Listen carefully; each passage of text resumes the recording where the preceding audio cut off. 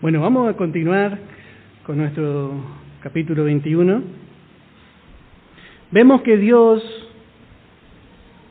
le da a Israel esta ley, y esta ley iba, como dijimos, iba a modelar la conducta de los israelitas. Y es más, las naciones han copiado de esta ley muchos de sus decretos, de sus normas. Y en esto vemos a Dios condescendiendo, porque Dios, este Dios que es tan grande, tan poderoso, vemos que Dios se baja, se agacha a juzgar y a enseñar su voluntad entre hombre y hombre. Dios se baja para hacer justicia al pequeño hombre. Muchas veces vamos a ver que Dios va a hablar acá acerca de la muerte de un buey. A veces Dios va a prestar atención por el préstamo de un vestido de un israelita, o simplemente la caída de un diente. Y pareciera que Dios es tan grande que no se va a fijar de estas cosas.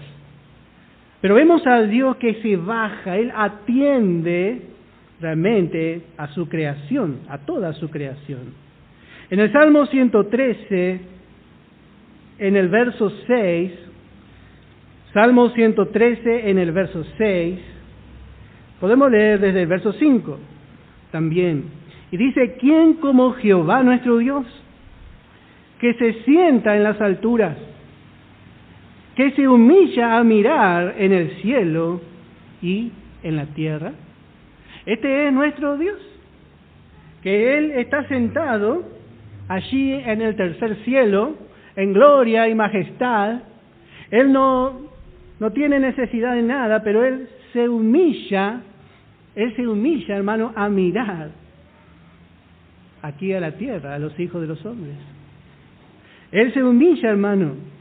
Quizá podríamos decir que Él tendría que estar ocupado solamente en asuntos angelicales, en asuntos que concernientes al universo. Pero vamos a ver que en la ley Dios se encarga de mostrar que no es así. Este Dios es un Dios cercano, como Dios le dijo en Deuteronomio a Israel.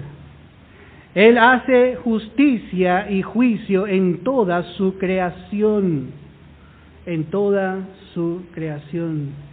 En el Salmo 11, en el verso 4, Salmos 11, verso 4, dice, Jehová está en su santo templo. Jehová tiene en el cielo su trono. Sus ojos ven, sus párpados examinan a los hijos de los hombres. Pareciera que no tendría que tener tiempo una persona tan importante, porque en lo natural es difícil llegar a una persona importante. A veces hace falta quizás un cambio en la calle, un vecino sabe que hay una necesidad allí de arreglar el pavimento, y parece que no atiende ningún político. Parece que es inalcanzable llegar. Pero con nuestro Dios no es así. Sus ojos están ahí examinando. Qué diferente es nuestro Dios. Por eso, ¿cómo entendió? Y esto nosotros debemos entender. Porque vemos que hay un hombre que entendió esto. Vamos a ver en Génesis capítulo 18. Génesis capítulo 18, en el verso, podemos leer desde el verso 23 hasta el verso 25. Y dice, y se acercó a Abraham y dijo, ¿destruirás también al justo con el impío? Quizá haya 50 justos dentro de la ciudad. ¿Destruirás también y no perdonarás al lugar por amor a los 50 justos que estén dentro de él? Lejos de ti el hacer tal, que hagas morir al justo con el impío, y que sea el justo tratado como el impío. nunca tal hagas. Y note cómo le llama a Abraham, el juez de toda la tierra. ¿No ha de hacer lo que es justo? ¿Qué entendimiento tuvo Abraham? Él sabía que su Dios se iba a bajar, aún por causa de Lot, de un justo.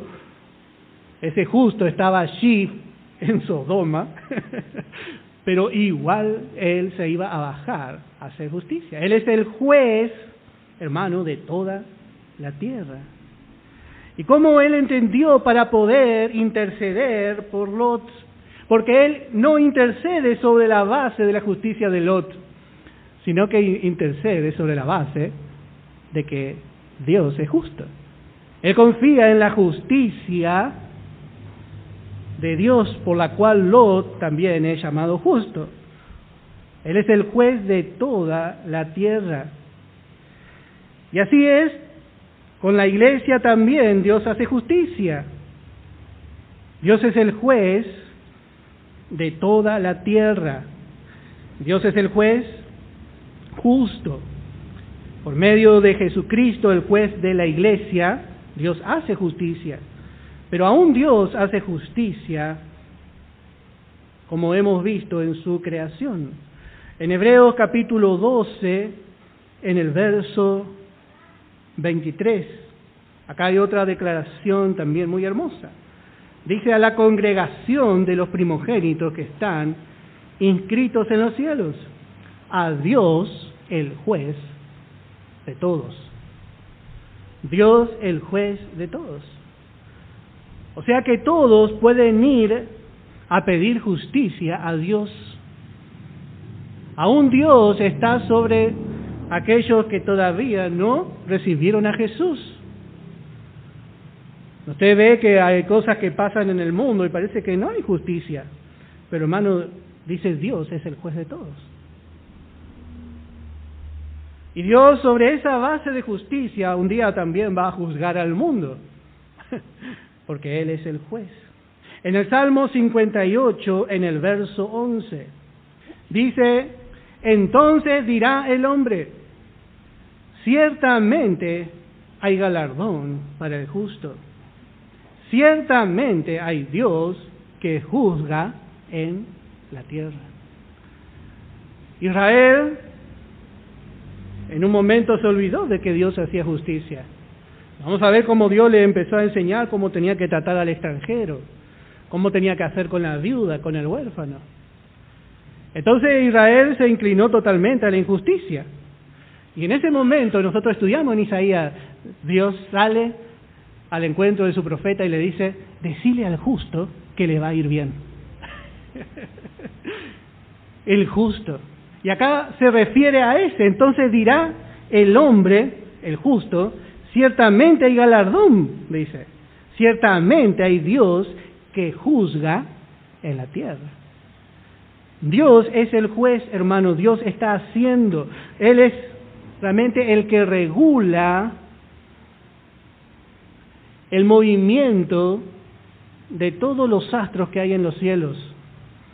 Todas las estrellas están en su lugar, todos los astros que hay en el universo, los planetas.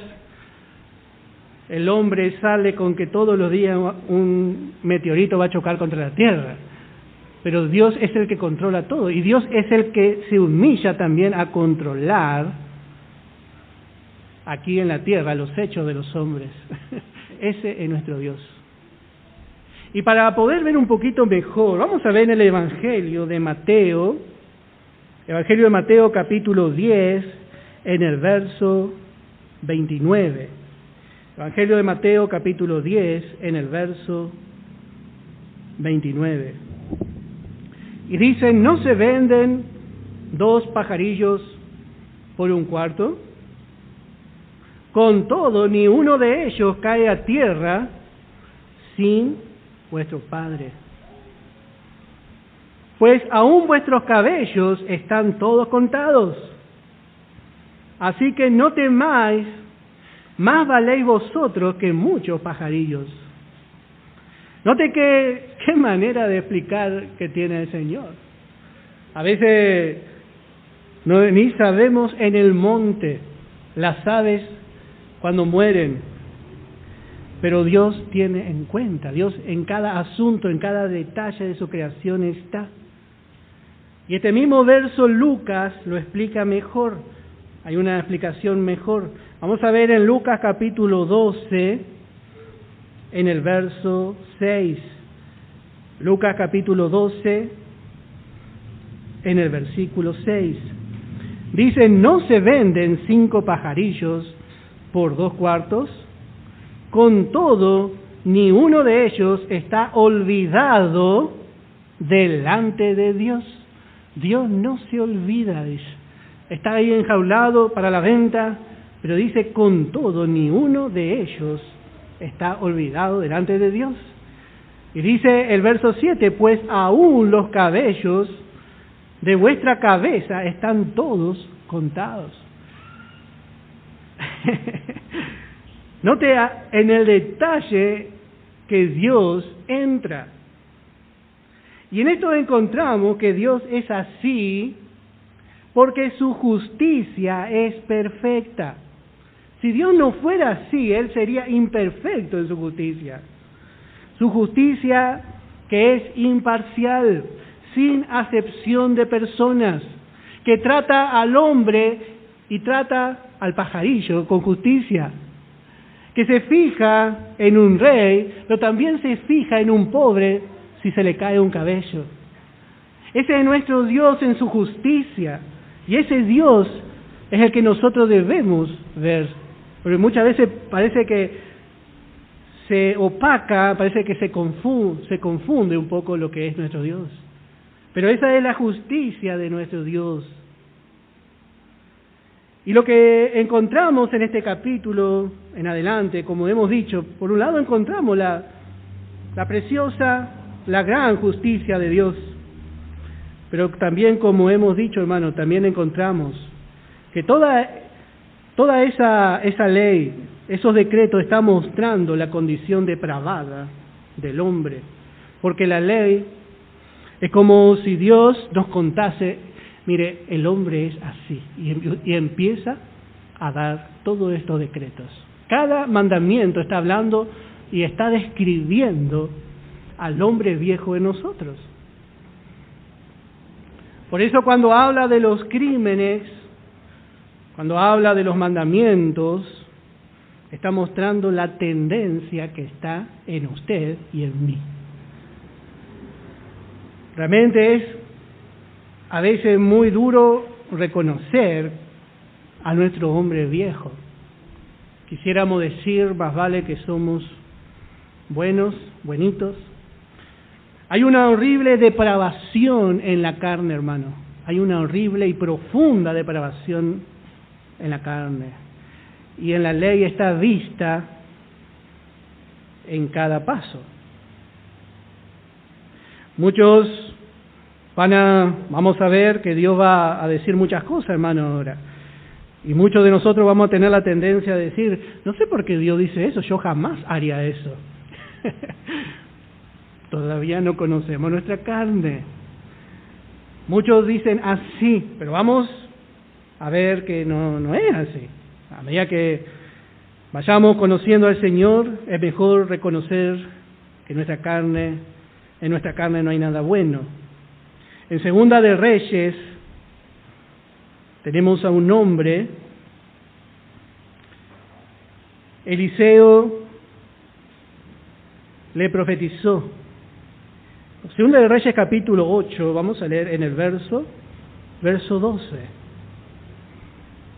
Podemos leer desde el verso 11 en adelante.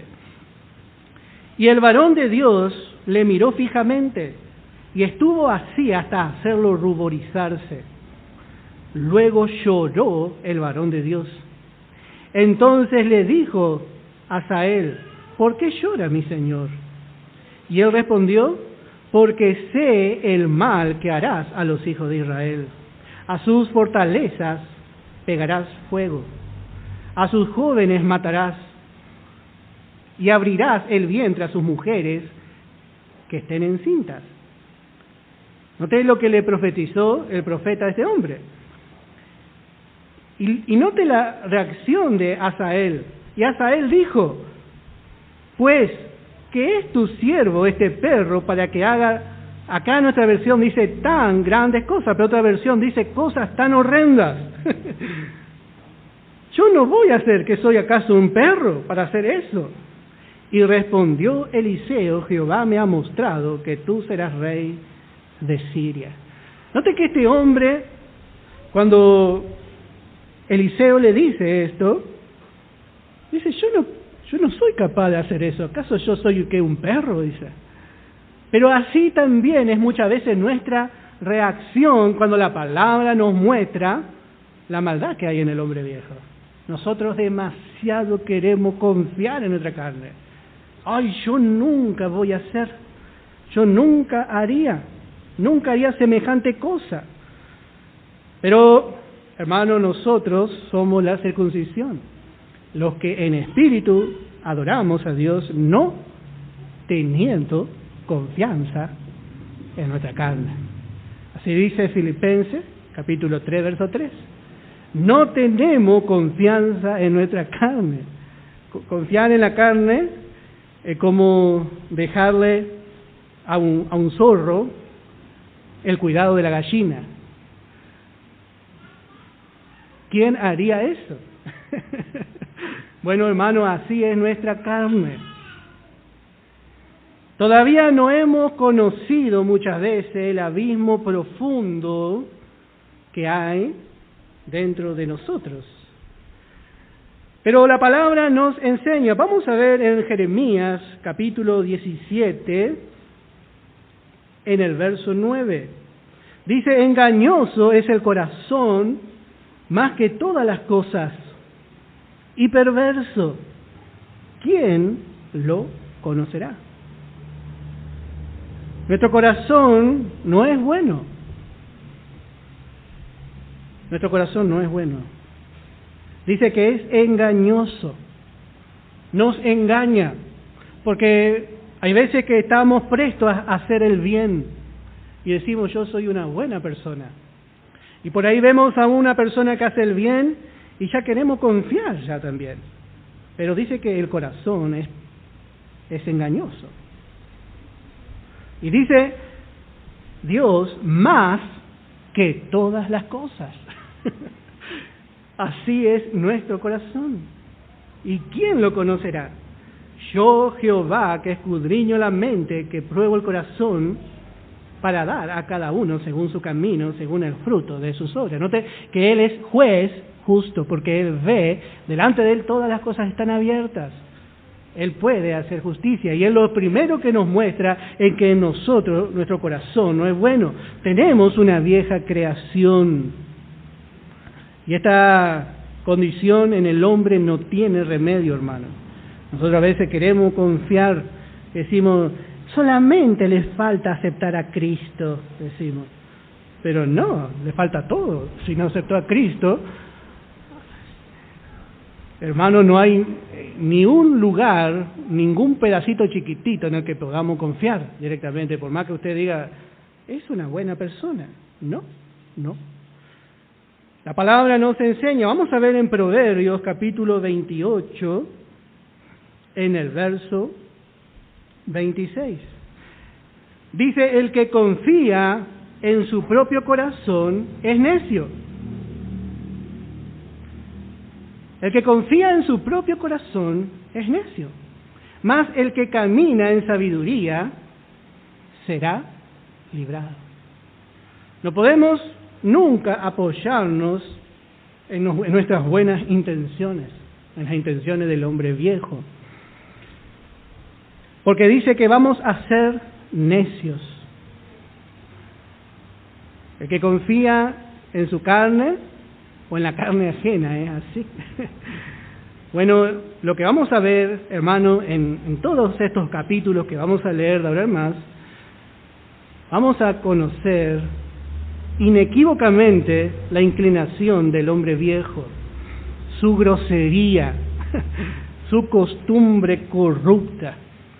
Y vamos a ver que Dios le describe sin ningún filtro, Si Dios dice es porque así es el viejo hombre.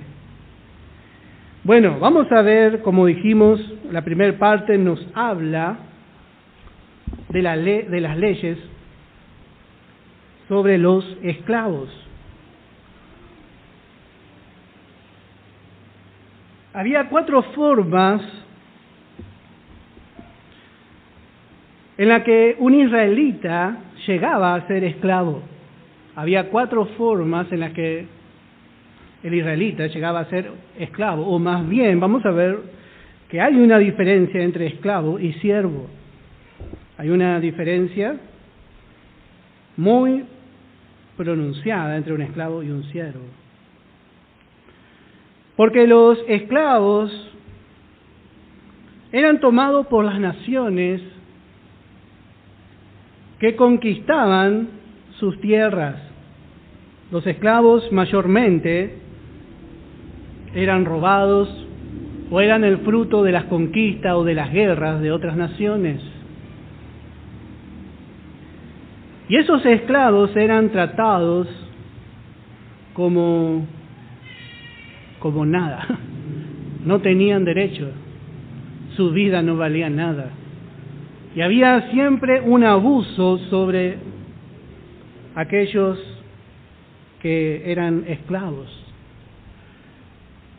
Israel había sido 400 años esclavos. Ellos habían sido esclavos en Egipto y ellos mejor que nadie conocían lo que era la esclavitud. Pero lo que vamos a ver es que Dios no promueve la esclavitud, Él no la crea, pero sí lo que vamos a ver es que Dios va a regular la servidumbre en el pueblo de Israel. Israel no tenía que hacer como las demás naciones. Acuérdense que este Dios no era Dios solamente del amo del esclavo, sino que era el Dios del esclavo también. Y Dios había instituido cómo tenía que ser. Bueno, así las naciones tomaban sus esclavos, pero había 4 formas, como hemos dicho, en la que un israelita llegaba a ser esclavo.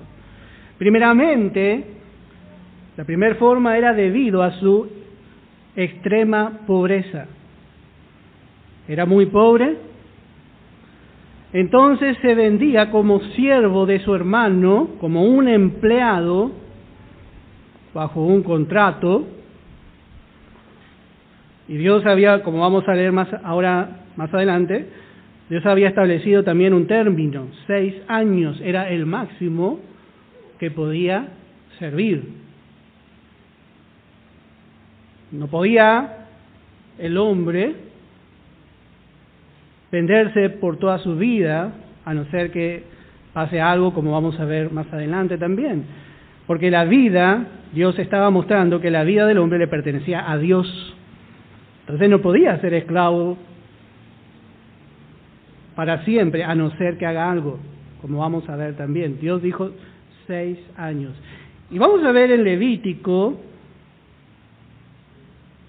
capítulo 25, en el verso 39.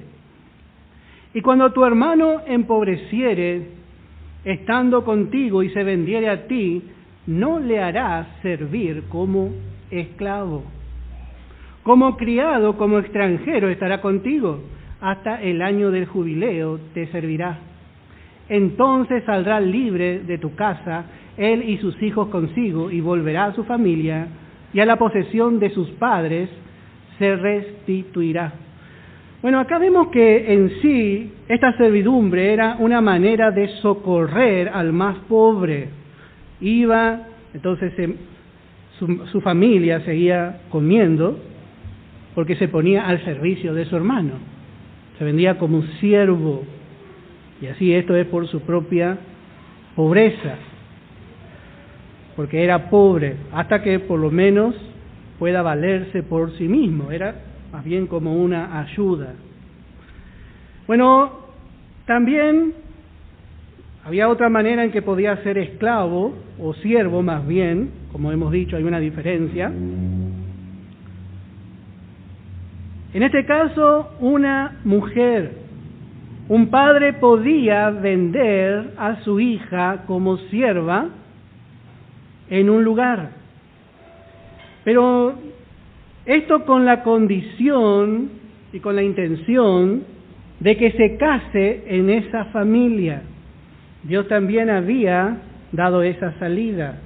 Eso vamos a ver, capítulo 21 de Éxodo, verso 7. Dice, cuando alguno vendiere a su hija por sierva, no saldrá ella como suelen salir los siervos. Si no agradare a su señor, por lo cual no la tomó por esposa, se le permitirá que se rescate y no podrá vender a pueblo extraño cuando la desechare. Mas si la hubiere desposado con su hijo, hará con ella según la costumbre de las hijas. Esto es un poco lo que hizo también Ruth con Booz. Ella dijo, yo soy su sierva, y era de la familia de Booz, era pariente por medio de Noemí. Entonces, ¿qué hizo Booz? Le redimió, realmente le tomó como esposa, mostrando la gracia de Dios. Así es la manera de Dios, así el Señor también obtuvo esposa. Dice el verso 2 del capítulo 21, dice, si comprares siervo hebreo, 6 años servirá, mas al séptimo saldrá libre de balde. Si entró solo saldrá. Si tenía mujer, saldrá él y su mujer con él. Si su amo le hubiere dado mujer y ella le hubiere dado hijos o hijas, la mujer y sus hijos serán de su amo, y él saldrá solo. Y si el siervo dijere, yo amo a mi señor, a mi mujer y a mis hijos, no saldré libre. Entonces su amo lo llevará ante los jueces y le hará estar junto a la puerta o al poste, y su amo le horadará la oreja con lesna, y será su siervo para siempre. Bueno, esta era la única, como dijimos, forma de que un hombre sea para siempre siervo, por su propia voluntad. Bueno, otra forma en que el israelita podía llegar a caer en servidumbre era si era ladrón. Vamos a ver Éxodo capítulo 22 en el verso 3. Dice, pero si fuere de día, el autor de la muerte será reo de homicidio. El ladrón hará completa restitución, y si no tuviere con qué, será vendido por su hurto. Así, por causa de su pecado, era vendido para que pague lo que robó, para que restituya. Vamos a ver que Dios había puesto un precio. No solamente debía devolver, sino que tenía que hacer una completa compensación. Por eso tenía que ir a pagar, por más que él devuelva, tenía que pagar como un esclavo, como un siervo. Bueno, otra forma en la que un israelita podía llegar a ser siervo era en el caso de perderlo todo. Y esto es una bancarrota. En el caso, esta persona era pudiente, tenía sus bienes, pero por perderlo todo, por sus acreedores, el hombre y su familia podían convertirse en siervos de sus acreedores. Y esto podemos ver un ejemplo en Segunda de Reyes, capítulo 4, en el versículo 1. Otra vez vamos a Eliseo. Y dice, una mujer de las mujeres de los hijos de los profetas clamó a Eliseo diciendo, tu siervo, mi marido, ha muerto, y tú sabes que tu siervo era temeroso de Jehová. Y ha venido el acreedor para tomarse 2 hijos míos por siervos. Así realmente vemos, todo esto tiene una enseñanza espiritual, en la cual nosotros ahora vamos a detenernos un poquito. Pero vemos que el hombre podía perderlo todo y llegar a ser siervo. Nadie estaba exento de esta calamidad. Esto es, para los que no tomaron nota, Segunda de Reyes, capítulo 4, versículo 1. Por eso vemos que Dios reguló todas estas prácticas en Israel. Dios las reguló. ¿Y por qué Dios reguló? Otra vez porque Dios conoce la tendencia del hombre. El hombre iba a abusar de su derecho. Por eso, como hemos visto, primeramente, esta servidumbre era consentida. Y luego vemos que el esclavo tenía derechos. Como hemos dicho, las demás naciones no hacían así. Como hemos visto el caso de Israel. Es más, Israel entró en Egipto como un invitado. Él entró como invitado de José y de Faraón. Ellos entraron como invitados de lujo. Sin embargo, ¿cómo hizo esta nación? Le esclavizó. Y esa es la tendencia del hombre. Esa es la tendencia del hombre, siempre sobrepasar sobre el derecho del otro. Por eso Dios está mostrando esto. Como hemos dicho, el hombre no podía adueñarse del siervo, de la vida del siervo por toda su vida. No podía ser por imposición. Siempre el siervo tenía la posibilidad de ser libre nuevamente. Siempre el siervo tenía la posibilidad de recuperar su libertad. Como hemos visto, dice 6 años servirán. 6 años servirán. Y no más que eso. El 7º saldrá libre. Dice, más el 7º saldrá libre de balde. O sea que esos 6 años esa persona trabajaba y cuando iba a cumplir el 7º año de servicio ya salía libre. Salía libre y tenía que irse. Y no solamente eso, sino que vamos a ver más adelante que el dueño le tenía que ayudar para que ese hombre se pueda valer por sus propios medios. A no ser que haya, como vimos, una excepción a esta regla. Ahí podía quedarse toda la vida. Vamos a ver en Mateo capítulo 18 un ejemplo en el verso 23. Y dice, por lo cual el reino de los cielos es semejante a un rey que quiso hacer cuentas con sus siervos. Y comenzando a hacer cuentas, le fue presentado a uno que le debía 10,000 talentos. A este, como no pudo pagar, ordenó su señor venderle y a su mujer e hijos y todo lo que tenía, para que se le pagase la deuda. Entonces aquel siervo postrado le suplicaba diciendo, Señor, ten paciencia conmigo, yo te lo pagaré todo. Y el señor de aquel siervo, movido a misericordia, le soltó y le perdonó la deuda. Pero saliendo aquel siervo, halló a uno de sus consiervos que le debía 100 denarios. Y haciendo de él, le ahogaba diciendo, págame lo que me debes. Entonces su consiervo, postrándose a sus pies, le rogaba diciendo, ten paciencia conmigo, y yo te lo pagaré todo. Mas él no quiso, sino fue y le echó en la cárcel hasta que pagase la deuda.